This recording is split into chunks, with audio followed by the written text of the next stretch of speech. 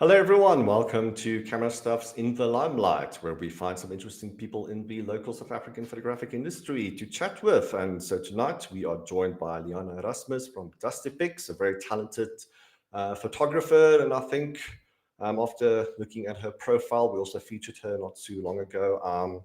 Yeah, very talented, as I said, and I think she has some interesting things to share with us as far as photographic content and know-how is concerned. So I do welcome you yet again. As per normal, if you have questions to ask during the entirety of the live, do drop your questions in the comment section and we'll tackle them one by one. So one can consider this, I suppose, season 2 of In the Limelight. So it is 2024. Hope you had a good start to your year thus far, and some wonderful things must happen for all of us this year. So we had a lot of stress last year. Hopefully this year will be much better for all of us. So again, thank you for joining. My name is Conrad. And I think without further ado, let's bring in our guest, shall we? Hello, Hi, Liana. How are you Conrad. doing? I'm good. And you? I'm doing very well, thank you. What have you been busy with today? Was not shooting today. Today was actually a good day. We had a lot of rain last night. So did some home demo today and catch up on some editing and stuff. But today was a good day. Yeah, That's normally the case. There's always some editing in a pipeline that still this always. unending thing that needs to be done. Yeah, but that's part and parcel of what being a photographer is. And speaking of which, we'll have plenty of questions to ask concerning that too. All right, so for Yeah. everybody watching outside, we're in YouTube and Facebook land. As mentioned, if you have any questions to ask, do drop that in the comment section, even if it's just words of motivation or do Rara Liana tonight. Please do drop those questions and comments in the comment section. So as you can see, the comments will display on the screen so we can get a bit of a conversation going. So as here expressed by Martin Ashworth, been looking forward to this one for a while. Extremely talented lady. Oh. Some we can't see. From Caroline Bates. Sorry, I need my glasses to see. You go, girl. Marnel also saying, Francis Hubert Keksam. Thank you for joining tonight. Also from Peter, good evening, one of my favorite photographers. Oh. All right, so you can probably hear the dog barking in the background. So if you hear barking and gargling golem noises, just know it's the pug walking around here. So don't worry, your house is not haunted. Nothing is happening on your side. So it's just the dog walking around here. All right, so I think let's get into our questions, shall we? So the first question we normally ask is, how did you get into photography? Like, what sparked your interest in photography? Yeah, what motivated you into picking up a camera? I think it was. I think most guys would tell you they never went for photography. They kind of just fell into it. Yeah. Um, I grew up with a very passionate dad, bit of a adrenaline junkie, and live a bit on the wild side. I was the youngest. I was the baby, and I think through the years I got used to his way of doing exciting stuff and his love for people. And then when I grew up, um, I really had this deep desire to do something good. I wanted to travel the world. I wanted to eat good food. I didn't mind race, size, anything. I just had a huge passion for people. I actually thought there was only two ways to do this. I have to get on an airplane to do some waitressing, or to become an actress. My mom stopped that in school and said, "Nope, you're not going to do that." So I was on fire for a very long time, and then I got out of school and I got pregnant with my high school sweetheart, and overnight I became a housewife and um, mom, new mom, and we were living on a farm, and all their dreams just were pushed in the back. And then as time went by, um, I really just wanted to do something good for the world. I just really had this deep desire to do something good. And one day, I started doing tattoo permanent makeup for tattoo art, tattoo artist for permanent makeup, and I kind of enjoyed it, but it didn't feel that hole that I had to um, make people happy. And one day I decided to buy a camera to take some shots of my children.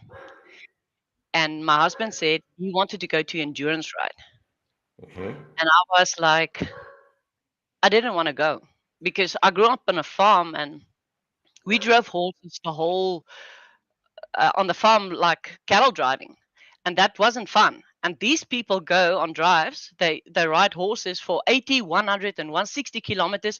They don't get paid. In my mind, they were all lunatics, so I didn't want to go. Mm-hmm. And then he said, but honey, you can take your camera with you. Mm, And I thought, okay. The oh, plot thickens. mm, um, that was a great invitation. I got the camera out.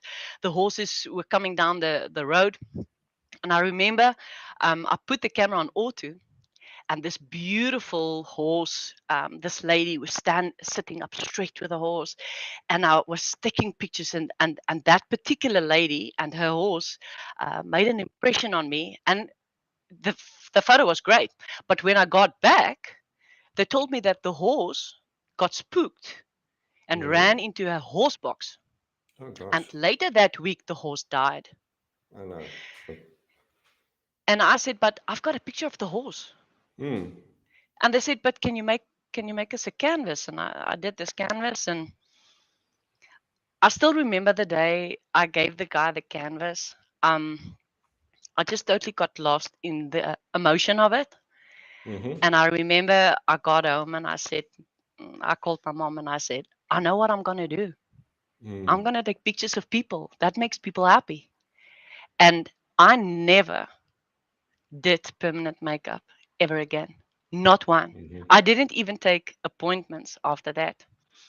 So the news quickly spread because in the Northwest there wasn't a lot of photographers doing this, and then the horse people started talking, and then the bikes and the buckies in the off-road racing, they were talking, and then they invited me to do some off-road racing, and that was totally addicted. That was amazing, and that's where I got the name. The guys at the off-road racing Mm. Okay. gave me the nickname of the Dusty lady, and the name sticked. And this February, it's 20 years. Oh The wow. name still sticks, and I've been evolving from horses, off-road racing, working for Media 24 for magazines, and I did some writing as well. But now it's mainly people. I think I Mm-hmm. finally came to a place where I can I can give the love to people that I've always wanted to Mm. give. Now, it's Yeah, always such a magical feeling to know that all the puzzle pieces are coming together. So you mentioned a love for people, and yeah, obviously already doing something creative and working with people doing that creative thing, and also having that experience where, oh, this makes sense now. What you yeah, described with the horse photo and presenting that to the person, and yeah, being so captivated and emotional, um, yeah, understanding what all of this means. And yeah, it is, as I said, such a magical thing when all of this comes together and okay, this is my trajectory, this is my path forward, this is what I want to do for the rest of my life. And it is so vital to hold on to that. And I think this is something some photographers may struggle with, holding on to that passion, that drive. Like, do you have any advice there? Like, what keeps you motivated? What keeps you in the game? Do you Oh, feed energy of people? Like, what happens when you're not getting that? Like, how do you keep your head in the game? actually, I like stuff that goes wrong. Oh, Uh, good. yeah. If you want to get me excited, you give me a call and you tell me you won't believe it. Something just happened, and I need a photographer desperately, and I will just I love the unplanned stuff. Most of the time, I created this thing called sidewalk crawling. Hmm. Um, I love to do things that are not too planned, because when I do stuff that's keep the same stuff over and over again, I can feel muscles dying. So then I'll look for stuff, creative stuff, and then I'll Mm-hmm. look for the perfect client. And when the client says, "Oh, you can do whatever you like," I go like, "Aha! I saw this. I'm gonna do this video." And most Mm-hmm. of the time, especially the clients that know me, that's been with me in the past, they get really excited, and most of the Mm. time they don't even know.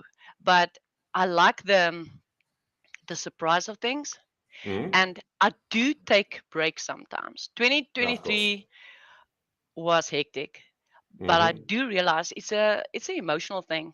So you get emotionally so drained. So if I can take a few weeks off and just keep some of it for myself, just to keep Yeah. the creative again, that's best. Um, but yeah, not always the planned, the settled, the same location. Mm. Just do something different, and it really your heart goes pumping and you get excited again. Yeah, Now, such a healthy attitude to have, to want things to go wrong, in a manner of speaking. Have people out there who desperately fear things going wrong, and so they kind of avoid getting out of their yeah, comfort zones. And yeah, that's a dangerous place to be in, that zone of complacency, especially if you're doing creative work. Often you need to pull yourself out of your comfort zone for magic to spark around you. But it's a healthy attitude to have. And to anybody out there who may struggle with doing new things, just take the baby steps, right? So yeah, if you struggle with the idea of failure, just know that there's no such thing as a mistake. Repeating mistakes, that's the mistake. But making yeah, mistakes is vital as far as growth and development is concerned, because now you know what yeah, not to do. And that is as important as knowing what to do. Yeah. So yeah, especially in the field of creative work, don't be afraid. I know it's easier said than done in getting out of your comfort zone, but yeah, it's absolutely vital as far as creative work is concerned. And take it from Leana, our guest here. Magic tends to happen when you kind of want things to go wrong. But yeah, yeah, then you are operating at your best. It keeps you on your feet, and it just activates a part of the mind that says, "I want to do something. I want to do it right now." Normally, when you run away, um, fearing failure, that part of the brain is not exercised enough, and you may just get used to it. And that's a dangerous place to be in as far as a creative person is concerned. All right, so I just want to tackle some comments here. I see some people also motivating you still. I see one question. I think this is more for me. So why is the Godox V1 still out of stock? So we do have stock. So just check the website. We received stock late last week. So we have the Godox V1. We have the bundles available as well. So just go to CameraStuff.co.za, search for V1, and it will be available for purchase online or in store.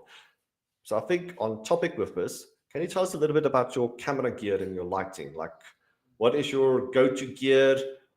But before we get into that, can you tell me what you started off with? Like, what was your first camera and your first lighting, and what do you have now? I actually started with a D70, Mm. and I still have it. I Mm-hmm. still have it, um, and actually, Lampe Weekblad is still using today some of the shots that I take with that camera Of still course, yeah. today. Yeah. Mm-hmm. Um, always have been shooting Nikon. Mm-hmm. I'm a creature of habit. I understand my Nikons and I love it. Um, I don't got this constant urge to keep continuing buying new Yeah. cameras.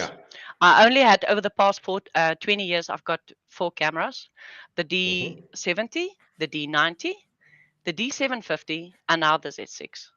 Mm-hmm. And Now what that I makes sense realized, because there's a massive gap between those cameras. So it's not like a yeah, yeah, yeah, 1% yeah, improvement yeah, or a 2% improvement or one thing has been updated, which is kind yeah, of the thing in the photography world nowadays with upgrades, so-called upgrades. It's just minor yeah, fixes to some inconveniences, but people tend to buy and buy and buy and buy, hoping to see substantial differences. But at the end of the day, it is the person behind the camera. And good example with you, when you buy something new, make sure that it is a massive upgrade from the previous thing that you bought. Don't just yeah. upgrade for the sake of upgrading. And actually, what concerns the lighting, I've been only using flashes and lights a few years ago, Mm-hmm. I absolutely love my Godok speedlights. Currently, I'm using still the 860 Mm-hmm. twos I got from you guys, and thanks to guys like Ross and very much patience, he learned, yeah, he educated me over the phone how to use them. But most of the time, I think the big deal with me is because I don't like a constant setting. I like that surprise. So when I arrive at a place, I don't always plan to use lights, but when I get there, practically all the time, I use natural light most of the time. I really Mm-hmm. do love my natural light. I do use my speed lights, love the 860s, but natural light's king. Yeah. Mm-hmm. Yeah, I've been experiencing that some myself also. I got a new bundle of cats, a bunch of new pets, and I tried to do the flash thing, chasing after them with the speed light on camera, with the speed light on a light stand, trying to get them to sit still. And I just decided one day, just get a long lens telephoto lens with a big aperture and just follow them around in the wild and just try to Yeah. be patient Yeah. enough, wait for them to sit right next to the window and to get that natural light. And I'm very pleased with the results. So I started off with exclusively flash artificial lighting, but I'm starting to gravitate more towards natural light nowadays. I think it's just the process of carrying a lot with you. To all of the people out there, including myself, that has the big strobes, the 600 watts, needing the light stands Mhm. and the C stands and the soft boxes. It's just a lot to carry. So as you said, it's just on the day, have enough contingency plans in place. Like the speed light will typically do the job. Mm. Yeah, but do your go-to method. Like if you're a natural light photographer, try and stick with that. Try and work with that on a day. If push comes to shove, go to plan B. Yeah, absolutely. And you know what? Carrying the stuff around is a big problem. You Mm, don't always have an assistant to carry it with you, and then it becomes like it becomes work then. So mm. yeah, It definitely. almost demotivates you. Waking up in the morning is like, I have to quote unquote go to the gym now, carrying all this equipment around with me. Yeah, I'd say burn a lot of calories just taking stuff Yeah. from point A to B. Yeah, it's like waking up or just going to bed the night before, so thinking, oh, I have Yeah. to do all of this work tomorrow. But it is vital just to keep that magic intact. Don't overburden yourself with equipment. Like a lot of talented photographers, you be a great example of that. And just using what is available. Like have your plan B, obviously, but don't go out of your way to have like a truckload full of equipment thinking, yeah, this is what is absolutely necessary to capture good images. With that, you kind of lose the mind behind the photo, where you become a little bit too gear orientated. You expect or depend for gear to do the Yeah. job for you. Yeah, it's a dangerous avenue to get down to. Yeah, just I think this is an issue with the local South African industry. People are very, very gear orientated. Yeah, just pick up a camera and a lens and just follow things around, hopefully to get good light. That's how things were traditionally done. And yeah, we just need to maintain that magic. And it's like fishing. You're gonna get the fish eventually instead of forcing the fish to come to you. Have fun with the process, and it is the process, but it's very rewarding at the end of the day. Absolutely. Absolutely. Mhm. All right. So I saw a question here. Do you see yourself doing training for other photographers? I actually have done I have done classes before and I love to teach people. Hmm. But nowadays, my calendar are booked so far ahead that Hmm. sometimes it becomes a problem. There is some stuff in the pipeline. I got contacted by another photographer to do some overseas work and like classes. I will do it. I love it. Actually, if people contact me and I'm in the near their town or so, I always say, listen, I'm here. Come, just walk behind me and just see. I don't have a problem with that. I kind of, Mm. I love educating and yeah, and people are always so, oh, can you maybe help me? They will WhatsApp me and they're kind of scared, and I'm like, yeah, come, come, come. So I don't mind.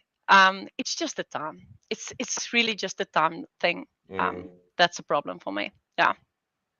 Yeah, not just your amazing work, but I can see why people find you so very popular. So that energy, that passion, wanting to share and wanting the industry to thrive, not wanting to keep things for yourself. Yeah. Being a people person and wanting to see good in others as well. Well, what I Yeah. mean, wanting other people to grow and develop, and wanting to teach. It's a very, very Yeah. awesome quality to have, and we need more people like Leana Erasmus.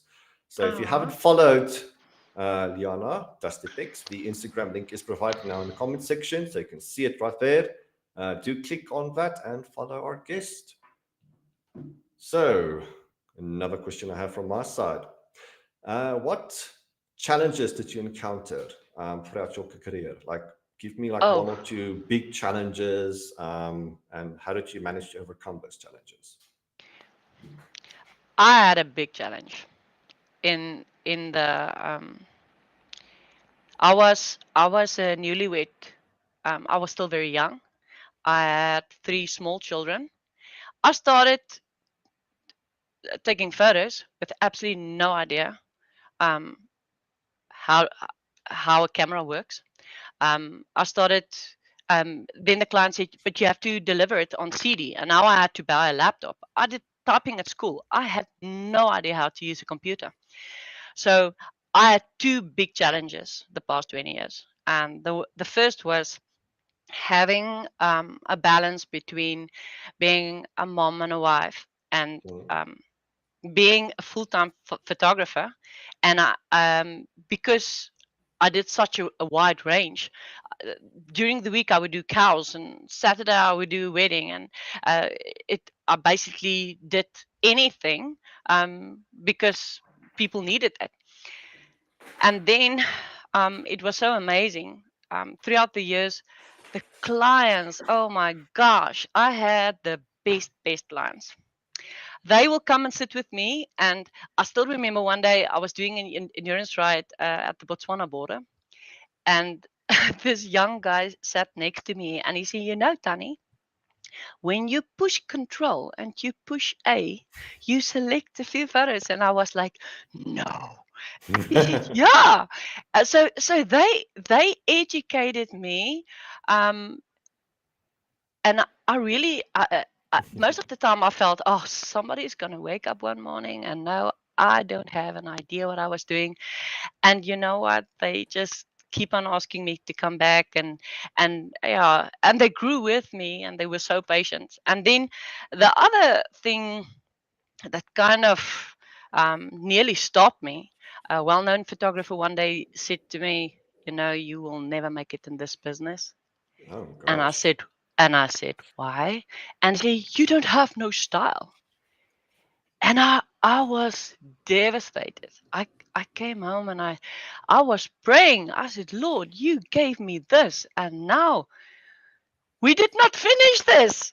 I don't have a style. You must finish this because you gave me Mm, this. You must fix this. And I started looking at other photographers and I thought, maybe I must try it this way. Maybe I must try it this way. And I just couldn't keep it like repeatedly constant. I didn't have a style. I just couldn't have a style. And then just one morning, I just decided, what the heck? I don't have a style. So bloody what? So now when I get to a shoot, and the client is vibrant, I will edit it colorful.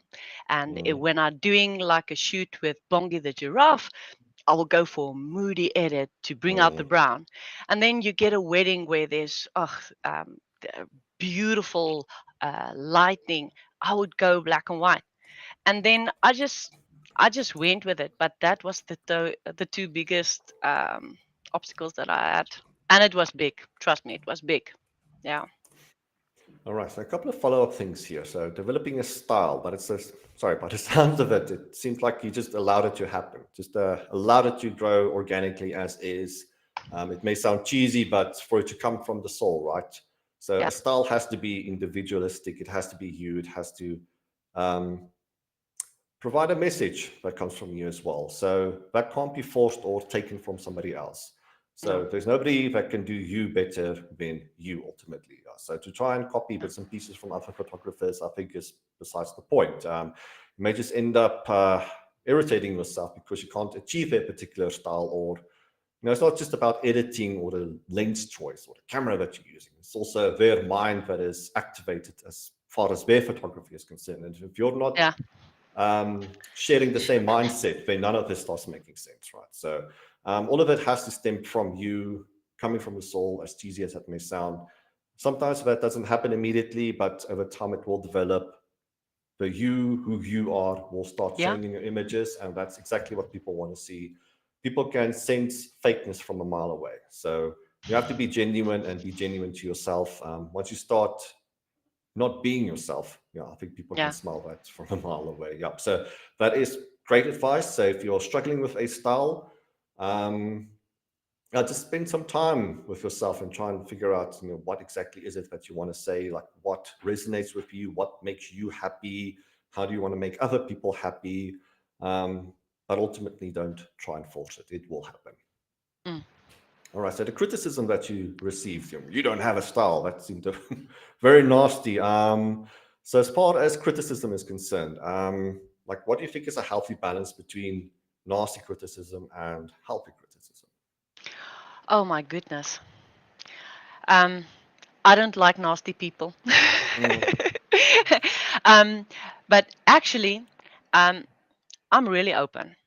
mm, Uh, I I really like it when people tell me, you know what, if you do this, you can do that. mm, So I'm really in my private life as well. I like it when people tell me where I can do better because I mhm. always want to do better. Of Always. course, yeah. It yeah. So I'm open for criticism. It's just the way you say it. Yeah. if, if you can Mhm. just choose your words wisely, but give me criticism, but do it with love, then I'm Yes. open for it. Yeah, Yeah, it yeah. has to So come I'm from the open right for it. place.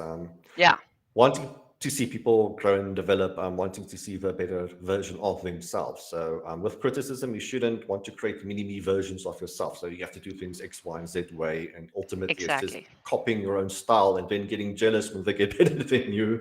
Yeah, that's not the right approach whatsoever. So you want to see what this person can become, who they can be, and how they can be themselves, and wanting to develop that specifically, and also, as you said, with love, with um, care, but sometimes Hmm. a bit of tough love is necessary, but it's Yeah, still love. Like it can't be nasty, it can't be derogatory, it can't attempt to put a person down out of jealousy or out of competition or anything of the sort. So, in other words, when providing criticism, you're kind of saying, I want you to be better, even if that means being better than myself. And I yeah, think that is preventing some people. They don't want to provide criticism because they don't want this person to become better, or they're just intentionally putting the person down. So just understand your motivations, your intentions when providing criticism to photographers out there. Make sure it comes from the right place, wanting to see people grow and develop as individuals within their own right. absolutely. All right, so let's see if we have questions from our audience. So, from Marnell, who do you see as your favorite photographers and who do you draw inspiration from? Great question. Actually, a few years back, I had I I get inspired by a lot of overseas photographers. I try to years ago I started following fearless photographers, um, that candid moments. I really there's no particular one that I follow, but I Mhm. get really inspired by the fearless photographers, and I've been following them for I think maybe 12 years. But my best friend is Cornay van die Kerk. She lives near me. She was my ultimate. Um, I was saving her photos on my Mhm. computer, and one day she appeared. I did a family session for her, and yeah, we became friends. And but definitely Cornay. But the rest, no particular one. I do I do love Brett Florence. His Mhm. energy that he takes to, I just, he worked with people while taking photos. But yeah, Mhm. thanks, Marnell. Great question. Thank you. Right, so I see a comment here. Good evening. What did I miss? Okay, so if you have joined halfway into this interview, don't worry, you can catch up from the beginning. So this will be available on YouTube afterwards. You can even rewind the slider as we speak. So if you want to start at the beginning, you're welcome to do that. Yeah, so if you have missed the initial part or the start of the interview, don't worry, it will be available on YouTube afterwards. All right. So conceptualizing a photo shoot, like how do you take an idea that's in here and how do you bring it to life? So how do you go about conceptualizing an idea and making sure all the puzzle pieces are coming together? So basically, how do you take an idea from an idea to end result? Oh, great question. Um, I told you about the whole surprise thing. Mm, Most of the time when I plan too much, it started freaking me out. yeah. Most of the time when I arrive at a session, I want to meet the client. So I'm not going to take a good photo. No, no, no, no, no. I'm gonna go to do a session of one particular person. And if I am doing a shoot with that person is the most important person of the day to me. So when I arrive at the shoot, I go and meet the person, and that person's personality will give me a hint to where to go. I don't really um, take any notice of the guys because most of them are grumpy and they don't want to take pictures, and the women are like, and I just don't mind. So I go with the women, and most of the time, halfway through the session, the men will go, "Oh, we didn't do this move, and we haven't done Oh, that." yeah. Yeah. Normally the case, yeah. So yeah.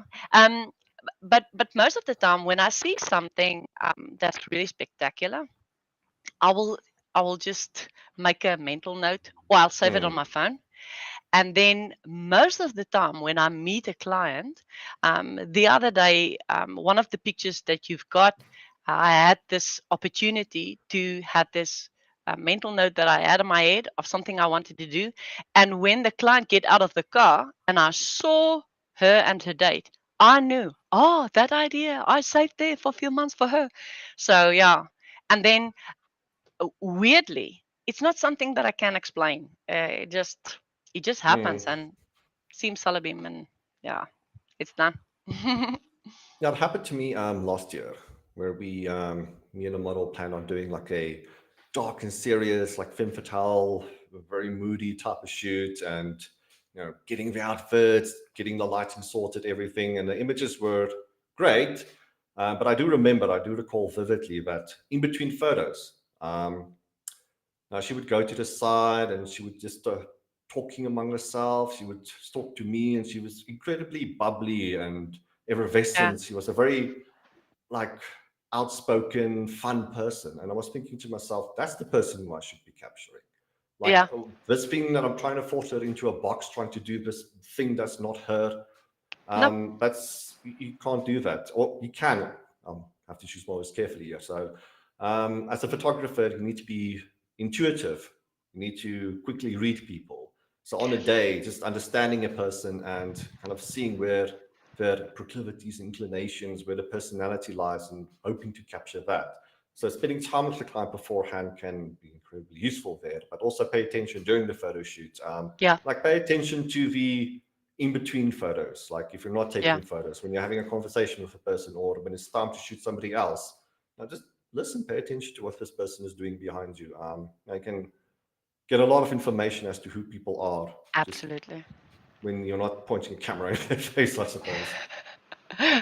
True. That absolutely, that's true. Yeah, so it's good advice in as far as people photographers are concerned. Need to be a person reader, and that's Yeah, also a process to learn over time. So don't necessarily try and force people into a box. Yes, professional models can do that, but if you're shooting people, just yeah. be have your ears open and your eyes open on a day, and just learn from the Um, person as you go along. the the thing that that made sense in my head, I can't take a picture of you pretending to be somebody else. Hmm. I want to take a picture of you being you. Yes. So yeah. So that's a big thing. A lot of people, they will send me examples of what they would like to take, and I go with that. But on the end of the day, I will always focus on Yes, on the client. Yeah. absolutely. All right. So, people out there in Facebook, YouTube land, if you have your questions, drop them in the comment section. So, we are getting a great conversation going. So, if we touched on something and you want further clarification, or if you want to ask a follow up question, by all means, get your fingers busy in the comment section. And yeah, we can get that conversation going. I think we touched on some interesting points, but I still have a bunch of questions to ask from my end. So, as far as making people feel comfortable in front of the camera is concerned, so we talked about wanting people to be themselves. So, how do you get a person out of the box in a manner of speaking? So, in Oh, terms of natural expressions, natural poses, obviously wanting to capture the person as they are, on who they are. Yeah, do you have like a top 5 tips that you can share with the rest of us? I can tell you what worked for me. When I meet a client, especially if it's the first time, I will make a point to make him feel safe, and most of the Mm-hmm. time I'll make a stupid joke. Yeah, And I know a lot of stupid jokes. I need a And the, repository of dad jokes available. yeah, and the moment when they started laughing, they started relaxing. Mm, I When I do family photos, or like wedding photos, I'll just I'll make a point to see who's the one whose mm-hmm, breathing is shallow, even if it's in the corner of my eye. And when I mm-hmm, see the breathing is shallow, I know that one needs to be pulled out of his head because he's overthinking. So I'll mm-hmm, just make a corny, stupid joke, or mm-hmm.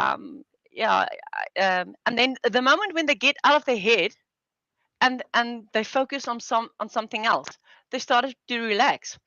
And most of the Mm, time, I'll always the thing the moment when you're boxy, shoulder straight, arms straight, you look like a statue. But the mm, moment you go like just a little bit twisted, shoulder down, you always go like the hip. And I always tell the ladies, put your knees together, pretending like you have to go to the bathroom. And the mm-hmm. moment when they do that, the guys started laughing, and suddenly Yeah. everybody's laughing, and you can get things started.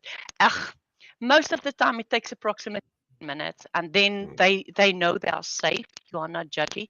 And when the position doesn't look good, I will say, ooh, Liffy, don't do that. So they know that when they don't look good, I will tell them. mm-hmm. I'm not going to pretend like everything's fine. I've got Mm, best interest at heart, and that's a big thing. They When they feel safe, you can get the best out of a client when they know that you are looking out for them. all right. So just give me a moment. I think my internet is just spazzing out a little bit. I'm just going to switch connections. Just give me a moment. I may disappear for 2 seconds.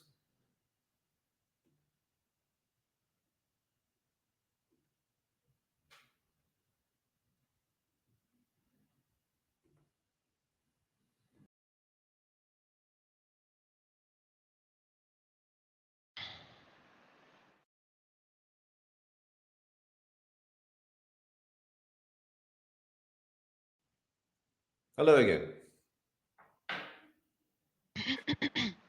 All right. So sorry about that. Everything seems fine now. So show must go on. Yeah, so very good advice there. In a good way, you can tell a lot about a person judging by their laugh and what they're laughing at. Yeah, so to keep the jokes going on the day, you can learn a lot about a person and what they want to do on a day and what they're not keen on doing, getting them comfortable. Yeah, so a conversation is necessary at all times. Creating a dialogue. If you are quiet, if you are reserved, not saying anything, even if you're not helping someone out in terms of posing and whatnot. People stress out. It's if you're not saying anything as a photographer, as a model have no idea what's going on. Like if you're doing a good job or a bad job. So just keep the conversation going, keep the dialogue going. Always be chirpy, always be happy. Create the energy from scratch, and people tend to feed off your energy as well. All right, so Let's see if we have questions from the audience. A couple pertaining to favorite lens. So what is your favorite lens to use? I actually just got two lenses for the past 20 years. I just use a 70-200 Mm-hmm. for approximately 90% of the time, and then for my wide shots, I use a 24-70. I've bought other lenses, fixed lenses, and it always gets stuck in my camera bag. I never use it. So 70-200 is my most famous favorite lens. You get just the best shots with that lens. Mm-hmm. No, it is a great investment, both lenses. It's a bit, a lot of money to spend initially, but it's going to do, as you said, a majority of the work. Yeah, I also have a 200 and a 70, so two prime lenses, but it falls within the same range as the 70 to 200. And yeah, it's the majority of my images are taken with those two lenses. Great focal lengths to have, but I suppose it's all dependent on what you're creating on a day. People photography, if you do portraits and weddings and whatnot, the 70 to 200 is indeed a great choice. So, where do you see Dusty Pics a year from now? oh, good question. um, the past few years, I've been traveling a lot, really a lot. In 2023 last year, with the matric farewells, I was on the road for 40 days straight. I was a few days Mm, at home, and I really do love my job, but I see myself in a year's time a little bit more um, prioritizing, a little bit more time to rest, and then the whole light thing. I want to go a little bit arty with the lights and the mm-hmm, gels, and with all this color lighting going on, I get so excited. mm-hmm, Can die. I'm really excited about this. So, night shots. I want to go bigger night shots and light painting. Um, yeah. So in a year from now, I don't want to be on the road so much. I want to take a little bit more time for myself, but want to go bigger with the lights. Definitely. mm-hmm. Yeah. Speaking of which, colored lighting, I see you have an interesting setup there, your side. Ah. So I see a couple of RGB lighting, I assume. Do you want to share what you are using at the moment? I Um. don't know if you I. can move the camera and show us Uh, what you got, I. or just pull it into frame. I got this from you guys just before Uh huh. Christmas. Nice. Okay, let me show you. The BH20s, oh, those are good. Oh my word, I love this. Mm. And it's like magic wands. You just Mm-hmm. take it out and you go with it. I really like it. I've got two of them, and then I've got the 860s with the gel. But these two are like they've got superpowers because I can with them. Love them. Yeah. Yeah, I have a couple of those as well. Like the CameraStuff Studio. You know, they are very a lot of fun to play with. It almost convinces me to stay away from flash and just using constant lights the whole time. Almost. Yeah. I'm getting there. But yeah, these RGB lighting constant lights are it's becoming quite convincing, I must say. Yeah. The Nice. constant light are way better than the flashes. Oh my goodness. Mm. You can have the most beautiful wedding, and then just at one moment you just don't have a fire on a flash, and then you just want to go crawl into a hole. Mm. With the constant lighting, you know where you are. So yeah, Yeah. way better. Way. Yeah, it's a Yeah. big debate that, but yeah, as mentioned, it's Concert Light is scoring a bit of goals nowadays. You know, it's getting Yeah. more reliable, more powerful, smaller as well. Yeah, and also cameras are getting better in terms of low light capability. So you don't strictly need a big, powerful 400-watt strobe. Working outdoors is a different issue, but working indoors, yeah, concert lights are becoming a very appetizing option. But I think that's a debate for another day. Let's see if we've got some other questions. So, from Martin, do you actively market your business, or is it mainly via word of mouth? Okay. Very good question, Martin.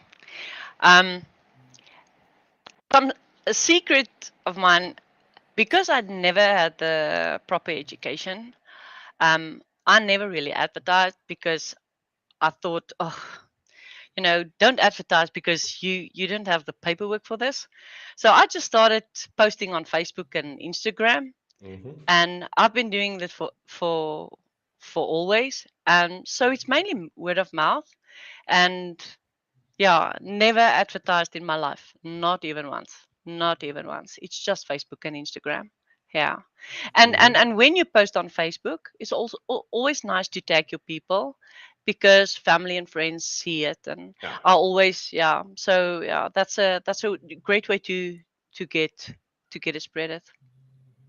Yeah, so working on Facebook and Instagram, yeah, that's still a very good way of going about marketing. It's just about consistency, I suppose. Yeah, Posting most days, and even when you're not busy with photography, like regurgitate some of your old stuff just to keep the algorithm going. Because the yeah, algorithm likes consistency. If you are busy most days, posting something a day, it will just spread your um, visibility online. Yeah, yeah, so yeah, posting once every 2 weeks or once every month, yeah, just you're gonna get minimal visibility with that. Yeah, so Facebook and yeah, Instagram, very good way of getting yourself out there, but it's just about consistency and obviously working within the rules. So you have to figure out what the good time to post is, etc. All of this jazz. But yeah, as mentioned, still a good way to go about marketing yourself. But I think from your point of view, I think it is word of mouth. I think it's that exclusively. Just having this conversation with you, I think many people will agree and say that you're a very bubbly, great person, very passionate person. So oh, providing thank an you. experience for people with the photo shoot. I think that's doubly important, right? Providing an event and making it fun for everyone. That is the thing people remember. It's obviously not just the photos, right? But it's the experience that goes along with it. And I think in the Yeah, age of AI, artificial intelligence, that's around the corner, as I said, this is going to be very, very, very important. Providing an experience, an event, um, making a creating a memorable moment for people during the photo shoot itself, beforehand and afterwards. Aftercare service matters a great deal here as well, but it needs to be an event. Like the photo shoot needs to be this formal affair where everybody gets excited to be at a location and having the photos taken. And I think just obviously having this conversation with you, I can see why you are, well, one of the reasons why you're so popular. Yeah. So take some oh, good thank advice you. here. So make it an experience for your clients out there, and that will kind of take care of your marketing as well. So word of mouth, very, very important. Awesome. Okay, so let's see what else I got here. So I see we are 50 minutes in. So I told you at the beginning, 50 minutes and an hour is just going to fly past. Yeah. So I have a couple of questions from my side. We can also tackle some questions from the audience. In fact, let me do that. All right. So, do you have a preference towards DSLR or mirrorless? So you have is it Ah, a hybrid? Is it the Z6? I stand to be no, corrected if it's the mirrorless or it's the mirrorless. okay. Ah, but that is not a fair question, because um, I think I'm gonna step on some toes. Um, the mirrorless, the Z6 are amazing in low light, but during the day, I always go for my 750. Mm-hmm. And yeah, so the Z6 are amazing. It's really a good camera, but with motion blur or the focus, it's not like the 750. Mm-hmm. So yeah, maybe somebody's not agreeing with me, but been tried tested now for the past 16 months, and during the day I'm sticking with my 750. Sorry. Mm-hmm. Yeah, I still got a DSLR going. It's a 6 or 7 year old big old Pentax. I think it shares the same sensor as the D750. In fact, no, it's a tank. It keeps going, and Yeah, it's I don't feel like I'm necessarily losing out by not using mirrorless. So the FOMO yeah. is not big enough, at least not for the time being. Maybe in the future I will be convinced, but for the time being, this thing that I'm using, it's good enough. Very happy with it. Hmm.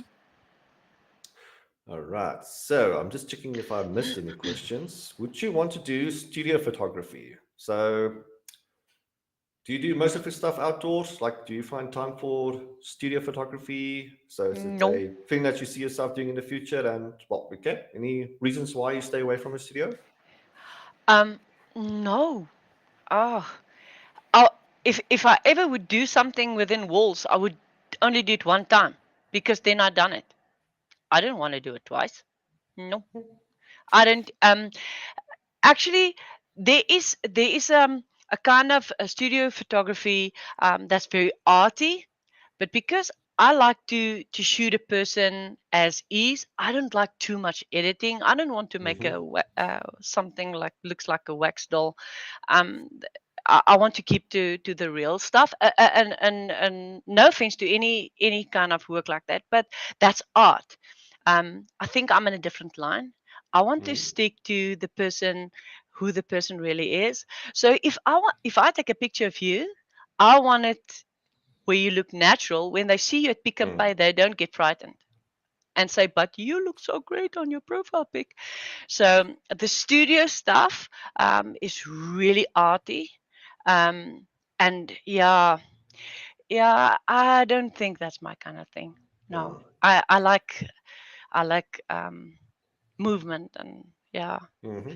That makes sense, different. putting a person in their quote unquote natural habitat and also using the Yeah, backdrop as a character in itself. You know, the background needs to complement the subject and the subject needs to, complement the background as well. So you're dealing with a story here where the yeah, backdrop does reveal something about the person or will contrast the person. I know this is a big topic to unpackage, but the background is important. So having just a white backdrop or a backdrop, a lot of focus falls on the person itself. Whereas if you have this environment, you introduce more storytelling into the equation.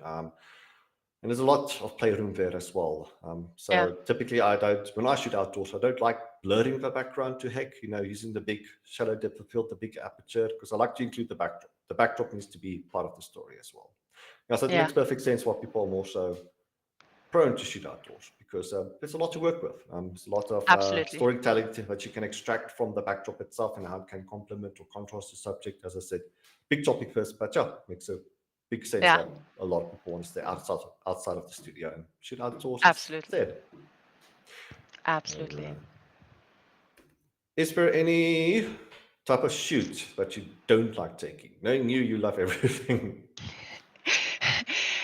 Actually, yes. Um, I don't do cattle and cows no more, and I don't do sheep no more, and I don't do boudoir no more. Hmm. I only recently stopped doing it. It was just a personal decision. I think I went through some changes in my life and made some decisions, Hmm. and yeah, so I don't do boudoir anymore. Um, but the rest is all a go from me. Okay. So any Yeah. reason why we stopped doing the cattle and the sheep and the farm animals? I had a back injury, and Mm, yeah, standing in the sun, um, going back and forth. I actually loved the horses. I always did the Arabian horses. That was like very exciting. mm. So I'll do horses maybe, but geez, the sun will, yeah, it will take you out, man. It's yeah. So no, I'm moving away from the animals for now. Okay, makes sense. Yeah. So let it. What is your favorite shoot or memory from the last 20 years? Oh And wow. there's stuff that pops immediately to mind in terms of your 20 years of experience, like that one memorable moment. Probably have a few memorable moments, but the one that sticks out. Yeah. Geez. And it kind of get me emotional because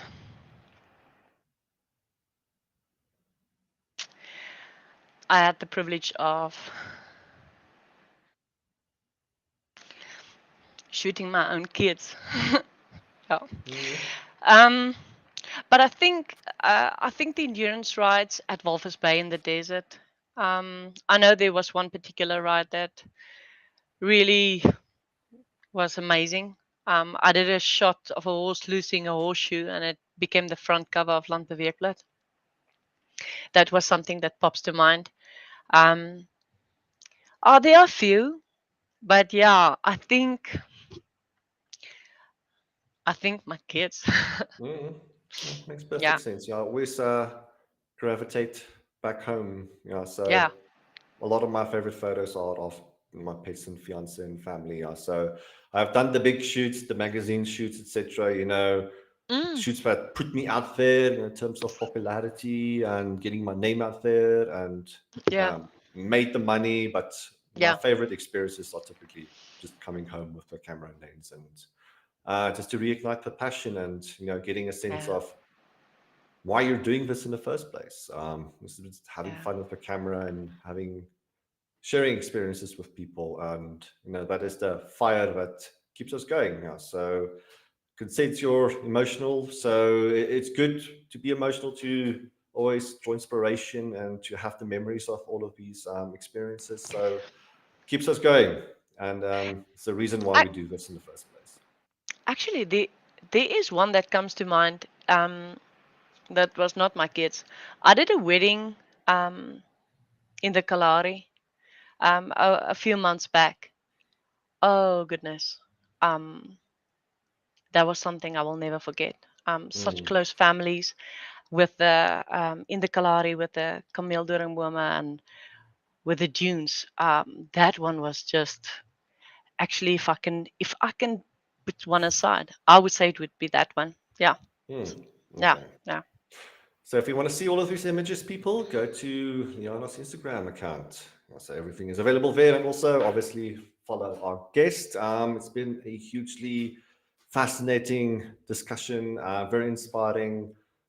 Sitting a lot of people watching, very inspired by our words tonight, and also just inspired by our work generally, and have learned a lot with this discussion tonight. So I thank you so much for joining us. It's been absolutely a blast having you, and I thank you a gazillion times over. And I think with that, I have one last question to ask. What advice would you give aspiring photographers out there? Oh, pick up the camera and just start shooting. Hmm. Um, a lot of people they will tell me, I just first have to buy this camera, and then I just have to buy that lens. I just want to take that course. Hmm. No, take what you have. If you have a cell phone, start with your cell phone. Yeah. Just start shooting. Um, Most of the time, I think people's got in their heads that they need uh, this expensive equipment, they need this expensive lens. No, you need to get used to light. Yeah. You must see where's your shades. You have to follow your sun, your shades, Hmm. and then it's something that evolves. It's not, Hmm. oh great, I bought this 60,000 rand camera and now I'm going to be a photographer. It doesn't work like that. I know a lot of people that got the most expensive equipment, but they don't even know how to use it. You have to just start shooting. Just start Hmm. shooting. Yeah, yeah, and look for the light. Always look for the Hmm. light. Um, the shades will be everywhere. Go look for the light. Search for Hmm. light. Sunlight. Sunlight in a window. Sunlight somewhere. And most of the time, even sunlight bouncing off a white gravel road will give you great Hmm. exposure. Or sunlight on white tiles will give you great exposure. Just go look for light. Yeah. I think there's something we Yeah. could put on a t-shirt. Shade is everywhere. Look for the light. Yeah. I I think like that. I'm gonna make that my 2024 motto. Absolutely. Yeah. So if we're keen on doing a bit of merchandising, I think you got your first slogan. Absolutely. Yeah.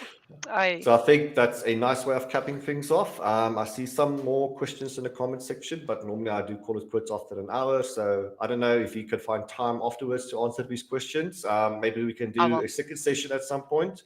Yeah, but I think an hour in, I think we did a great job. So we're going to call it good night. I don't know if you have any closing statements or any shout outs, maybe. Yeah. I, I just want to say I want to say thank you to the the clients that stuck with me all these years, even when I had my bad days and tried to figure the stuff out. And then I just want to say thank you to my kids. My kids shared me. I was traveling South Africa, Namibia, Botswana, UAE, Dubai, and they've they've been a tremendous support system. And they were traveling with me all over, and I just wanted to say thank you. And then uh, um, I want to just give us a big shout out to my sister, Andy. She's also a photographer. Um, she's been amazing through all these years. I'm the crazy one, and she's the rock solid one. And days that I would go overboard, she would just bring me back to earth very Mhm. gently. My mom and my dad. And then I want to say thank you to Ross. Mm. The last few years, Ross has been my phone a friend on the other side of the Mhm. line, helping me figuring stuff out when YouTube didn't make any sense. So I want to say thank you to all the clients that give me love. And they are so kind with the compliments. Oh man, sometimes I feel like, geez, they will tell me, "Oh, you're amazing and you're the best," and I'm like, "Oh, it's just too kind." And I just want to say thank you. Thank you Mm. for allowing me in your houses and in your families, and thank you for loving me and yeah, giving me a chance to capture your best moments. Yeah. Liana, thank you so much. This was a wonderful interview, as said. I'll pass that message on to Ross first thing in the morning as well. Thank you. Keep on doing what you're doing. It's very inspirational. Certain a lot of people will now also follow you on Instagram. To the people already following you and your work, hugely inspirational as well. So just from our side, keep doing what you're doing. People are noticing you're doing good work, not just in terms Thank of you. the talent, but just the personality that shines through as well.